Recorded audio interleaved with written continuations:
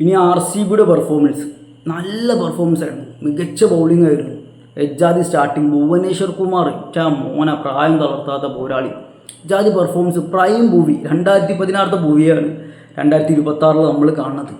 Wicket നാളെടുത്തത് മാത്രമല്ല, ഓരോ ബോളും ഭയങ്കര ഡേഞ്ചറസാണ്. നല്ല രീതിയിൽ ഭുവനേശ്വർ എറിയുന്നുണ്ട്. ബുംറ കഴിഞ്ഞ ഭൂവിന്ന് DK പറഞ്ഞിരുന്നു ഭുവനേശ്വറിന് RCB എടുക്കും. അതേ പെർഫോമൻസാണ് ഭുവനേശ്വർ കാഴ്ചവെക്കുന്നത്. പിന്നെ വിരാട് കോഹ്ലി ഇല്ലെങ്കിൽ RCBയുടെ ബാറ്റിംഗ് കുറച്ച് സീനാണ്. 166 ചേസ് ചെയ്യാൻ പോലും RCB നന്നായി വിയർത്തു. ഒരു ഭാഗത്ത് കോഹ്ലി ഉണ്ടാകുമ്പോൾ RCB അനായാസം ചേസ് ചെയ്യാറുണ്ട് ഇതുപോലത്തെ റൺസൊക്കെ. ഇത് കോഹ്ലി ഡക്കിൽ പോയി അല്ലെങ്കിൽ പെട്ടെന്ന് പോകുമ്പോൾ RCBക്ക് ഒരു താളമില്ലാത്ത മാതിരി, നിയന്ത്രിക്കാൻ ആളില്ലാത്ത മാതിരി. ഇന്ന് പക്ഷേ കൃണാൽ പാണ്ഡ്യ ഏറ്റെടുത്തു. കൃണാൽ പാണ്ഡ്യ എല്ലാവരെയും ഞെട്ടിച്ചൊരു മികച്ച ഇന്നിങ്സ് കാഴ്ചവെച്ചു. RCB ജയിച്ചും ചെയ്തു. പക്ഷേ ഒരുപാട് കാര്യങ്ങൾ RCBക്ക് ചേഞ്ച് വരുത്താനുണ്ട്, പ്രത്യേകിച്ച് ഷെഫേർഡിൻ്റെ കാര്യം. ഇനി എന്നാണടാ, ഇന്ന് തോറ്റിരുന്നെങ്കിൽ 100% അടുത്ത കളി ഷെഫേർഡ് മാറുമായിരുന്നു. ജയിച്ചത് കൊണ്ട് ഇനിയും ചിലപ്പോൾ അവരത് തുടരും.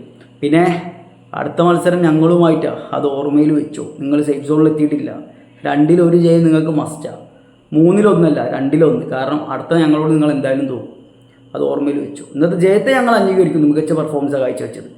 പക്ഷേ അതുകൊണ്ടായില്ല. 16 പോയിൻറ്റ് മിനിമം വേണം വിത്ത് NRR. പിന്നെ RCBക്ക് ഓൾറെഡി ഉണ്ട്. അപ്പോൾ മുംബൈയെ തോൽപ്പിച്ചു. കൺഗ്രാജുലേഷൻസ്. ഞങ്ങൾ വെയിറ്റിംഗാണ്, മറക്കണ്ട.